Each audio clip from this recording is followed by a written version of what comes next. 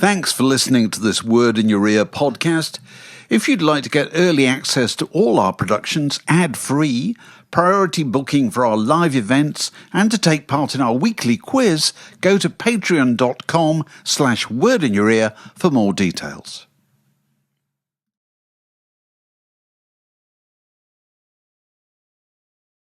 Word down your way. You're such a lovely audience.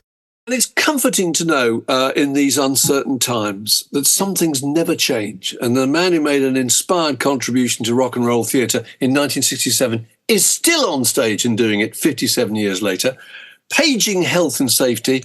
I always want to say this, the god of hellfire, Arthur Brown. Arthur, it's lovely to see you. Can you remember the first rock and roll show you ever saw? The first live thing would have been actually... I think someone like Acker Bilk. Oh, right. Brilliant. Oh, Lord, yes. With his Paramount Jazz Band. Yes. Doing all was those... it Stranger on the Shore? I'm trying to remember now. Well, that was his hit later. That was his hit, yes. So you grew up in Whitby, didn't you? Is that right? Ireland. All right. And you went to school in Leeds? Yeah, no, the thing was that in the war, such as there was then, we were in Whitby to begin with. The bombs came and blew up the hotel that my grandma had on the bay, overlooking the bay. And somehow, for some reason, my father joined the Metropolitan Police. So the next thing we found we were in Whipps Cross Road in the East End. Just in time to deal with the Blitz. I was going to say, running away from Whitby into the East End during the war. Can you actually remember this? Because you would have, when were you born? 42, wasn't it? I do remember things, from having to keep blinds at the window, because if light got out the window, that it was something for the bombers to aim at. Yeah. So I could remember things like that, and a lot of time watching the clock tick. Yes. Dave, this is the first time we've had a conversation with anybody about memories of the Second World War, I think, on Word in Your Ear. This is terrific. Yeah, well, the thing was that in those days the streets were on fire. So, that was part of my, contact with the element of fire. But of course, also in those days, you spent a lot of time in front of the coal fire, and there wasn't TV, for instance, and so you'd watch the fire. And the clock, do you know, that's so true. I interviewed Ringo Starr once, and he said that what he used to do is listen to pop records on the radio and just look at the flames and the fire. And he said it was like a kind of, it's the equivalent to the things you can now get generated on your screen. Your screen, these amazing flames. He said that was enough entertainment for him. Amazing. Yeah, and it made amazing noises as the flames changed colour, because the gas that was coming off the coal was, different kinds of gas, different speeds coming off. And it was a kind of meditation. How did the band come about? Because you were in various bands before, weren't you? Blues and Brown, was that right? You did various things before you formed the Crazy World of. Well, I went to King's College London to become a lawyer, and they discovered that I hadn't got any interest in law at all. And so I was asked to leave. And so I went off to Reading, and there was the jazz club. And one day I was in the social, gathering part, and I heard someone say, "Oh, such a pity about the trad band, the pity about the bass player getting sent down." And I thought, bass player, I bet I could do that. And so I went out and bought a double bass, and arrived at they were doing a kind of audition thing. And they said, well then, we've got a gig in 4 weeks that this season starts. And I said, oh, well, shall I play at that? And he said, yes. And I said, can you tell me where to put my fingers because on the notes? And so I had to have fingers strapped. And that was my first performance, and it went down quite well. But how did you move from this to the kind of psychedelic rock that you were doing in 1967? So how did that come about? Well, in Reading University, I did a rag record. I was asked to do a rag record, so I did a rag. And it was produced by Paul Samuel Smith of the Yard. Oh, right. Yeah. Who I'd never heard of. And so that he said to me, very nice voice, Arthur, very good singing, but why are you doing such dreadful tunes? So I started to look around. The blues came in. I went to Paris, left the university, went to Paris, and was doing R&B and rock. But it was a club that was the beginning of the kind of underground scene in Paris, 65. And I remember watching on their TV in the club, the Who London's 65. So that was one of the things that I watched. And then there were people like Salvador Dali came down the club. Did you meet Salvador Dali? No, didn't meet him. But we met, Rasan Roland Kirk. Yeah. And all the jazz people who had, of course, been exploring their form of psychedelia for quite a while. Yeah. And so this other club had all these artworks, stalagmites and stalactites in painted colours and all kinds of the beginning of flower power and the bringing. And I wanted to form a club at that point with Dali-esque type paintings and statues, and so the whole idea came together. But when I came back from Paris, I didn't have the money backing to do that. So I decided, well, what I'll do is I'll form a band and put as much of that as I can in the band. And so it became a psychedelic band. We did a gig in the Speakeasy, and Joe Boyd was there. And so we were invited to do a gig at the UFO.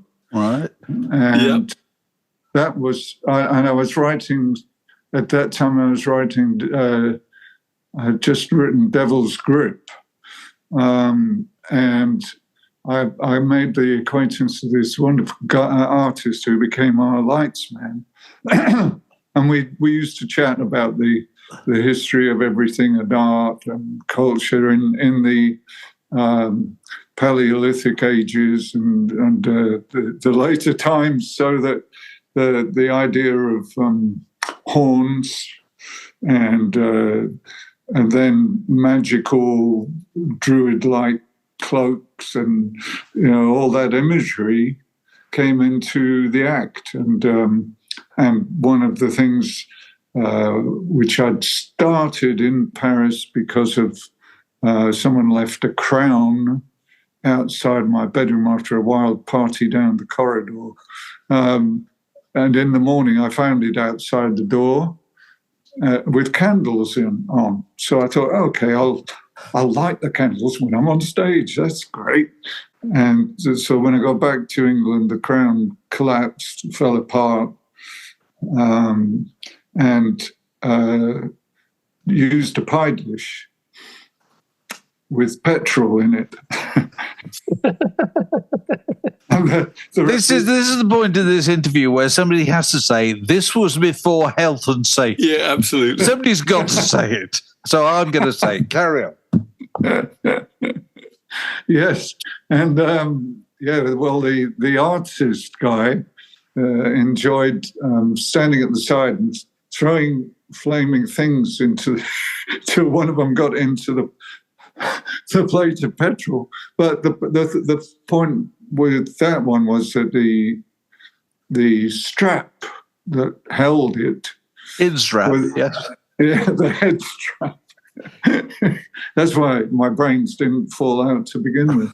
And it had one screw, but unfortunately the screw went straight down onto my skull. And so after a week of pain from the heat transmitted down the screw from the flaming petrol. So look, I've got to be technical here. Now you're talking about, so you've got the crown screwed onto your head with the chin strap. Where is the petrol? No. Now the crown has collapsed and gone. Yeah, Right. the pie dish. There's a pie dish. This is the pie dish. A blue pie dish with a red rim around it. Yeah. It's about that deep. And just filled it with petrol. Right. Well, I mean, as one does. What's the worst that could happen? And then we had various sort of times when I did like to move as well. So Yeah, it was a bit difficult. so the clothes caught fire, stages caught fire. I mean, But you've been doing this now for how many years? 57, we mentioned. 57 years. Yes. So when you go on stage, one of the things you have to think about is at some point, presumably in the evening, there's going to be a fire near my head in some way. Is that right? Yes. But presumably you've gone through all kinds of technical changes over the years, I'm guessing. Yes, we did. And we realized that if we put the wings on the side of the skull, it would prevent the pie dish from wobbling.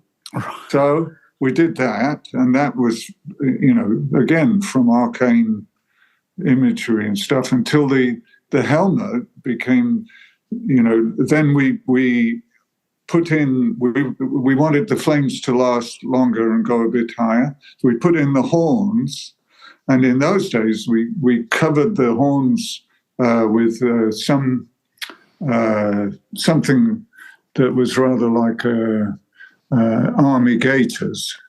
When you wear them on your legs, is that material. It's one for the kids. And so, and then put on top of that cow gum, which was a glue that and did this that. Is so Heath Robinson. This is just the most analog thing I've ever heard in my life.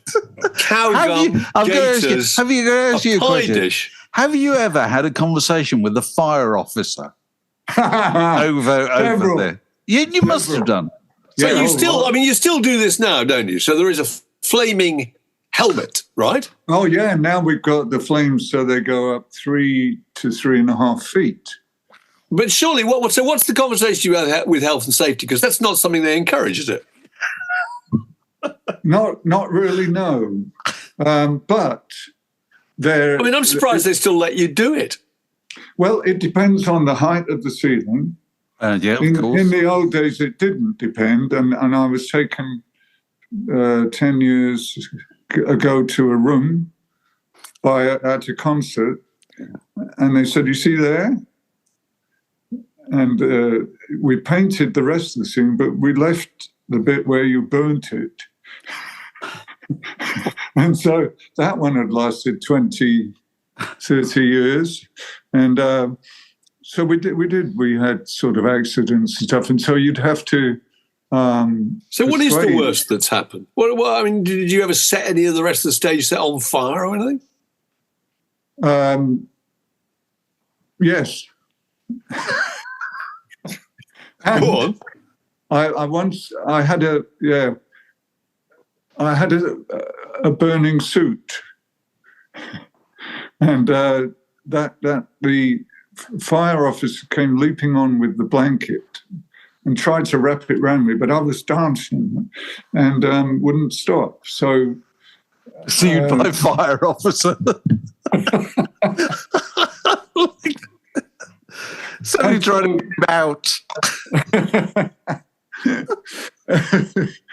Yeah, well, I did bounce. And so that we've got a stuff now that burns, and you don't really want to have it on your hands or anything.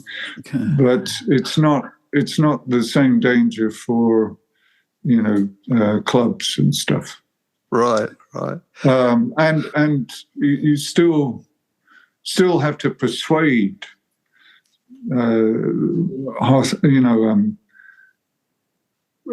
festivals and stuff, and of course they do have to have a certain kind of insurance, and it can be quite expensive to insure a fire helmet.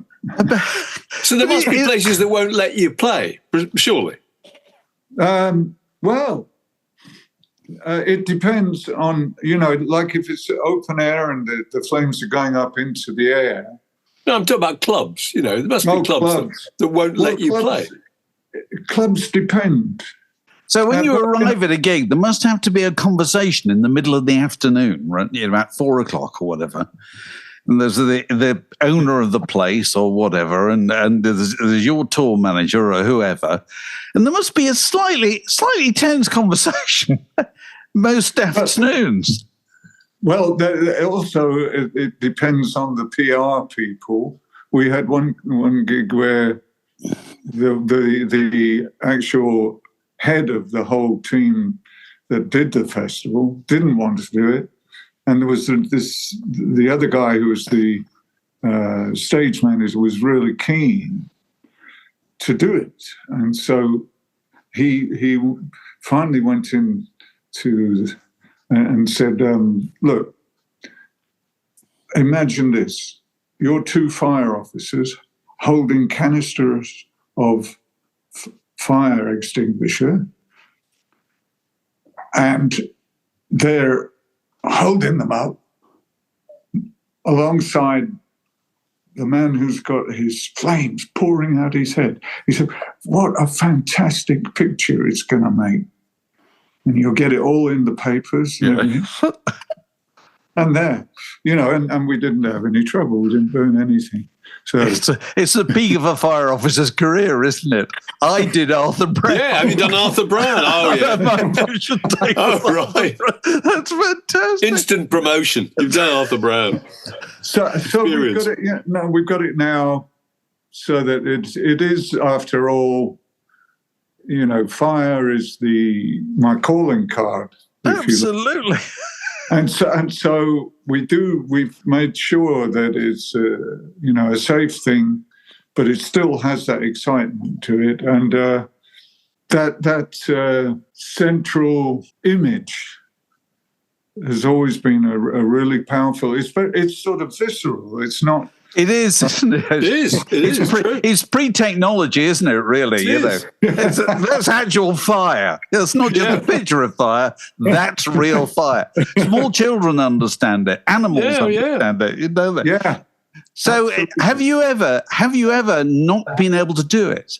Because if you go on, you've had to do a show without doing it for any reason. No? Once we did it at a festival, and my clothes caught fire.